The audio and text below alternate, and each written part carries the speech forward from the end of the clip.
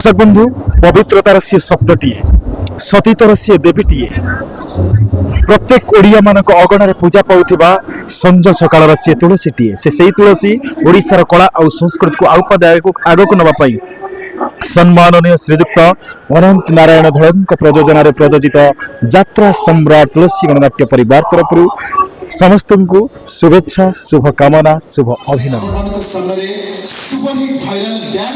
प्रभु श्रीराम को आधारित डांस आम निश्चित भाव प्रेस करूँ। नमस्कार दर्शक बंधु जय जगन्नाथ मांकर होस्ट सिपुन आपण को स्वागत करुँच एक नुआ साक्षात्कार वीडियो को। दर्शक बंधु आज आम गहन उपस्थित अच्छा यात्रा सम्राट तुलसी गणनाट्यर उपस्थापक प्रभात कुमार भाई। तो चलते सहित किसी कथा। नमस्कार आपण को गौरीशंकर यात्रा चैनल को स्वागत। आपण केमती अच्छा? बहुत भल अच्छी। तो सर्वप्रथम ओडिशार अगणित दर्शक प्रेमी भगवान मान मोर मुंडन अभीष्ट प्रणाम एवं खास कर गौरीशंकर यात्रार आंकर एवं समस्त कर्मकर्ता बंधु मान को मो तरफ शुभेच्छा एवं शुभकामना। गोटे आंकरिंग छुंकर सर्वप्रथम आरंभ करबा। वर्तमान आम नुआ करिचु यात्रा सम्राट तुलसी गणनाट्य को लेकरी। तो से पद कहूँ सर्वप्रथम दर्शक बंधु पवित्रतार सी शब्दटीए सतीतर सी देवीटीए प्रत्येक ओडिया मानक अगणार पूजा पाउथिबा संज सकाळर सी तुलसीटीए से तुलसी ओडिशार कला और संस्कृति को आउपाद आगक नवा पाई सम्माननीय श्रीजुक्त अनंत नारायण धड़क प्रयोजन प्रयोजित यात्रा सम्राट तुलसी गणनाट्य परिवार तरफ समस्त को शुभेच्छा शुभकामना शुभ अभिनंदन। बहुत सुंदर थिला। आपण केबे भाबिले जे हां जणे आपण जणे आंकर हेबे बोली?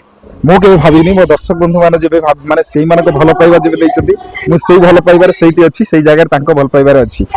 सर्वप्रथम केबे आपण यात्रा जगत रे आपण पाद देथिले? मो बाघा जतिन लोकनाट्य रे प्रथमे आसीथिली जते बेले सेठी मो एक्टिंग करिवो को आसीथिली किंतु बाघा जतिन रे जे मैनेजर थिले प्राणबंधु दास घावली बाबू से मते कहले तो वॉइस टा बहुत भल लागुची आ तू एंकरिंग कर। सेते बेले देवाशीष बोली जण एंकरिंग थिले तांकर कलकत्ता रे चाकरी हे गेला से पळेले सेइटु मो एंकरिंग बाघा जतिन होची मो प्रथम एंकरिंग स्टेज मु सेइटु ही एंकरिंग कली। सेते बेले बिना आपन सहित मो फर्स्ट एंकरिंग कली बाघा जतिन रे। आज को केते वर्ष होई जो? हां हेई गलानी 3-4 वर्ष तलर कथा।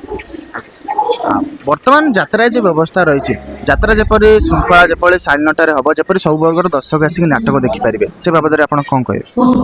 यात्रा होची ओडिशार एक मनोरंजन ओडिशार दर्शक मानक पाखरे पहुँचीपा एक गोटे माध्यम एवं यात्रा को ओडिशार कोण अनुकोण बहुत भल पाती एवं यात्रा कलाकार मानक भी भल पाती किंतु समस्त को अनुरोध करुच्ची आपण चैनल माध्यम समस्ते आसतु देखु किंतु शांति श्रृंखलार सहित रक्षा करी गोटे पारिवारिक गोटे फैमिली ड्रामा को आपण उपभोग करंतु। आ ए वर्ष जो आमर 3टी नाटक है बहुत सुंदर नाटक है बर्तमान तो देखुं आपण मैंने उपभोग कर माहौल भी गरम अच्छी निश्चिंत भाव बहुत भल लगुच। आपण वर्तमान जो स्थान रे अछंते का को निजर आदर्श बोली मानन? मो आदर्श बोली माने मो दर्शक भगवान मान को प्रथम कारण से माने जो भल पाइबा दैछन्ते आज मो एई जगह रे पहुंचीची। आ सर्वप्रथम मो गुरुदेव जंगली महापुरुष राजीव लोचन दास महाराज आमर महावीरी हनुमान आश्रम सी होचंती महंत बा सी होचंती गुरु सी होचंती आमर सब किछि प्राणकर्ता से मते आशीर्वाद दैथिले तांको आशीर्वाद रे सेई नुआगा महावीरी आश्रम रु सेइटु मो प्रथमे तांकरी पाखरु किछि आदर्श तांको पाखरु किछि प्रेरणा भल पाइबा सिकी आज मो ओडिसा रे एई यात्रा रंगमंच रे पहुंची परिछि एवं मो बापा मां आशीर्वाद।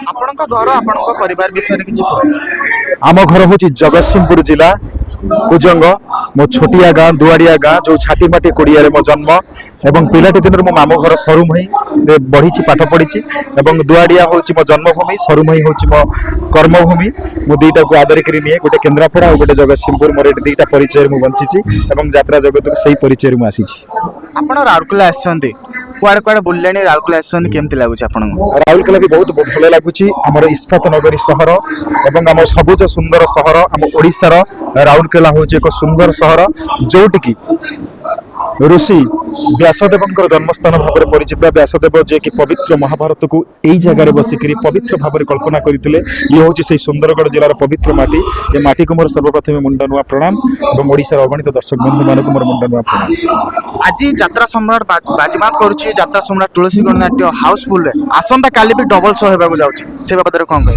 हाँ आमर आज को 2 मास है यात्रा ଆସିବା ପରେ ପ୍ରତ୍ୟେକ ରାତି ହିଁ ଆମର ହାଉସଫୁଲ ହେଉଛି, କେବେ ବି ଆମର ଲୋ ହେଇନି। ଆମର ସବୁ ଯାକ ନାଟକ ବହୁତ ଭଲ ହେଇଛି। ଓଡ଼ିଶାର ଦର୍ଶକ ବନ୍ଧୁମାନେ ବହୁତ ଭଲ ପାଇବା ଦେଇଛନ୍ତି। 52 ବର୍ଷର ଅନୁଷ୍ଠାନ ହେଉଛି ଯାତ୍ରା ସମ୍ରାଟ ତୁଳସୀ ଗଣନାଟ୍ୟ, ଯାହାର ପ୍ରଯୋଜନା ପ୍ରଯୋଜିତ ଏବଂ ଯାହାଙ୍କର ନିର୍ଦ୍ଦେଶରେ ଆମେ ସମସ୍ତେ କଳା ଆଉ ସଂସ୍କୃତିକୁ ଭଲ ପାଇକି ଆଗକୁ ଆସିଛୁ। ସେ ହେଉଛନ୍ତି ଆମ ଅନ୍ନଦାତା ଏବଂ ଆମ ସମସ୍ତଙ୍କର କଳାକାରମାନଙ୍କର ସିଏ ହେଉଛନ୍ତି ସୁଖ ଦୁଃଖର ସାଥୀ ସମ୍ମାନନୀୟ ଶ୍ରୀଯୁକ୍ତ ଅନନ୍ତ ନାରାୟଣ ଧଳା ଓରଫ ନାଣ୍ଡୁ ବାବୁଙ୍କ ପ୍ରଯୋଜନାରେ ପ୍ରଯୋଜିତ ଯାତ୍ରା ସମ୍ରାଟ ତୁଳସୀ ଗଣନାଟ୍ୟ ବହୁତ ଭଲ କ୍ରମରେ ଚାଲିଛି। ଆପଣ ଆନାଉନ୍ସମେଣ୍ଟ କରୁଥିଲେ ଯେ କେହି ବି ନାଟକ ରେକର୍ଡିଂ କରନ୍ତୁ ନାହିଁ ବୋଲି। କିଛି ୟୁଟ୍ୟୁବର୍ସ କିଛି ଚ୍ୟାନେଲ୍ସ ଅଛନ୍ତି ସେମାନେ ସମ୍ପୂର୍ଣ୍ଣ ଯାତ୍ରାଟାକୁ ନେଇକି ପୋଷ୍ଟ କରିଦେଉଛନ୍ତି, ସେ ବାବଦରେ ଆପଣ କ'ଣ କହିବେ?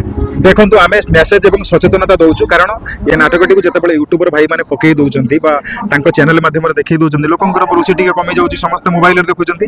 ସେଥିପାଇଁ ଆମେ ଆମ ବାବୁଙ୍କର ନିର୍ଦ୍ଦେଶ ଅଛି ଯେ ଆମେ ସଚେତନତା କରୁଛୁ ଏବଂ ଯଦି ହଲ୍ ଭିତରେ ଆମେ ଦେଖିବୁ ସେମାନଙ୍କ ପ୍ରତି ବି ଦୃଢ଼ କାର୍ଯ୍ୟାନୁଷ୍ଠାନ ଗ୍ରହଣ କରାଯିବ। କାରଣ ନାଟକଟି ଆମେ ଯେଉଁ କେତେ ଅକ୍ଲାନ୍ତ ପରିଶ୍ରମରେ ନାଟକଟି ସୃଷ୍ଟି ହେଇଛି, କେବଳ ସେଇ ମାନେ ଜାଣିଛନ୍ତି ଯେ ନାଟକଟିକୁ ମାନେ ଆପଣମାନଙ୍କ ସାମ୍ନାରେ ପ୍ରେଜେଣ୍ଟ କରୁଛନ୍ତି। କିନ୍ତୁ ସେଥିପାଇଁ ଆମେ ମନା କରିଛୁ, ଆମେ କହି ରଖିଛୁ ଆମ ଯାତ୍ରା ସମ୍ରାଟ ତୁଳସୀ ଗଣନାଟ୍ୟ ପରିବାର ତରଫରୁ ନାଟକଟିକୁ କେହି ସମ୍ପୂର୍ଣ୍ଣ ଭିଡ଼ିଓ ସୁଟିଂ କରିପାରିବେ ନାହିଁ। ଶେଷରେ ଆଉ ଗୋଟେ ସାଇରି ଛୁଙ୍କଟି ଆମ ଯାତ୍ରା ପାଇଁ ଦର୍ଶନ ପାଇଁ। ଦର୍ଶକ ବନ୍ଧୁ, ବଦଳି ଯାଇଛି ଏ ସାରା ଦୁନିଆ, ବଦଳି ଯାଇଛି ଋତୁ, ବଞ୍ଚିବାଟା ଏଠି କଷ୍ଟ ହେଲାଣି ତ ଆୟୁଷ ବି ଥାଉ ଥାଉ। ଦର୍ଶକ ବନ୍ଧୁ, ମୋ କହିବାର କଥା, ଆଜିର ସମାଜରେ ପ୍ରାର୍ଥନାକୁ ଆମେ ଭୁଲି ଯାଇଛେ ବୋଲି ଆଜି ଆମେ ଏଭଳି ଭାବରେ କଳୁଷିତ ସମାଜରେ ଆମେ କଷ୍ଟ ଦୁଃଖ ଯାତନା ଯନ୍ତ୍ରଣା ପାଉଛେ। ଆମ ଯାତ୍ରା ସମ୍ରାଟ ତୁଳସୀ ଗଣନାଟ୍ୟ ପରିବାର ତରଫରୁ ଆପଣମାନଙ୍କ ପାଇଁ ଏକ ଆଧ୍ୟାତ୍ମିକତା ଚେତନା ଏବଂ ଆପଣମାନଙ୍କ ମନରେ ଆଧ୍ୟାତ୍ମିକତାର ଚେତନାକୁ ଜାଗ୍ରତ କରି ସୃଷ୍ଟି କରିବା ପାଇଁ ଆମ ଯାତ୍ରା ସମ୍ରାଟ ତୁଳସୀ ଗଣନାଟ୍ୟ ଏକ ନୂଆ ପ୍ରୟାସ ଏବଂ ଆପଣମାନଙ୍କର ବିଶ୍ୱାସ ପ୍ରଭୁ ଶ୍ରୀରାମଙ୍କ ଉପରେ ଆଧାରିତ ଯେଉଁ ଡ୍ୟାନ୍ସଟି ଆମେ ଆପଣମାନଙ୍କ ସାମ୍ନାରେ ପ୍ରେଜେଣ୍ଟ କରିବାକୁ ଯାଉଛୁ 2024-25ରେ ପ୍ରତ୍ୟେକ ଯାତ୍ରା ଅନୁଷ୍ଠାନକୁ ଚ୍ୟାଲେଞ୍ଜ ଦେଇକରି 1 ନମ୍ବର ଡ୍ୟାନ୍ସ ଭାବରେ ଖଣ୍ଡଗିରି କୁମ୍ଭ ମେଳାରେ ପରିଚିତ ହୋଇଥିଲା ପ୍ରଭୁ ଶ୍ରୀରାମଙ୍କ ଉପରେ ଆଧାରିତ ଡ୍ୟାନ୍ସ ଜୟ ଶ୍ରୀରାମ। ଏହି ଶ୍ରୀରାମଙ୍କ ମାଧ୍ୟମରେ ଆମେ ସମସ୍ତଙ୍କ ଚେତନା କରିବା ପାଇଁ ମାନେ ଚେତାଇ ଦେବା ପାଇଁ ଚାହୁଁଛୁ, ରାମ ହିଁ ଏ ଜଗତର ସତ୍ୟ, ରାମ ହିଁ ସନାତନ, ଏ ଜଗତର ସବୁ ମିଛ। ଜୀବନରେ ଯେତେବେଳେ ଆମେ ଶେଷ ଜୁଇରେ ଯିବା ସେଇ ନାମ ନେଇ, କେବଳ ପ୍ରଭୁ ଶ୍ରୀରାମଙ୍କ ନାମ ନେଇ। ସେଥିପାଇଁ ଆମେ ଦର୍ଶକ ବନ୍ଧୁମାନଙ୍କ ପାଇଁ এই ଡ୍ୟାନ୍ସଟି ପ୍ରେଜେଣ୍ଟ କରିଛୁ।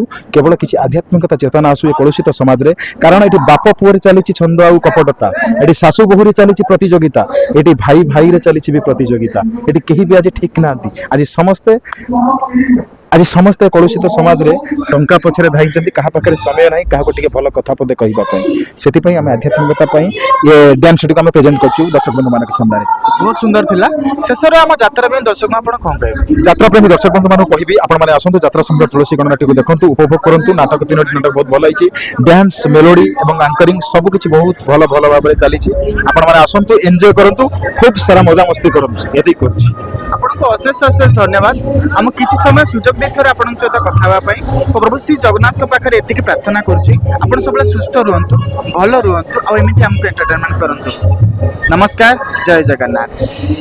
ଆପଣମାନଙ୍କ ସାମ୍ନାରେ ସୁପରହିଟ୍ ଭାଇରାଲ ଡ୍ୟାନ୍ସ ପ୍ରଭୁ ଶ୍ରୀରାମଙ୍କ ଉପରେ ଆଧାରିତ ଡ୍ୟାନ୍ସ ଆମେ ନିଶ୍ଚିତ ଭାବରେ ପ୍ରେସ୍ କରିବୁ, କିନ୍ତୁ ତା ପୂର୍ବରୁ ଆପଣମାନଙ୍କ ସହିତ କିଛି କଥା।